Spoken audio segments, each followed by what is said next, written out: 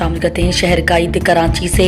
फ़ख्र news के bureau chief Ejaz Ahmad Tahir आवान से हर साल माह दिसंबर के पहले इतवार को सिंध कल्चरल डे या सिंधी टोपी अजरक दिन मनाने का कदीम रिवाज 5 साल पुराना है। इस साल भी सिंधी अजरक डे को मनाने की आमद है और सिंधी अवाम इस दिन को मनाने की तैयारियों में लगे हुए हैं।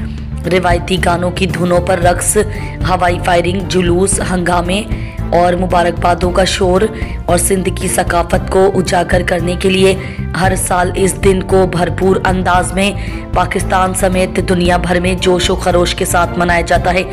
इस दिन को मनाने के लिए खुसूसी लिबासों की सिलाई का काम भी शुरू हो गया है और नौजवान इस दिन को मनाने के लिए इस दिन को पूरे जोश के साथ मनाते हैं।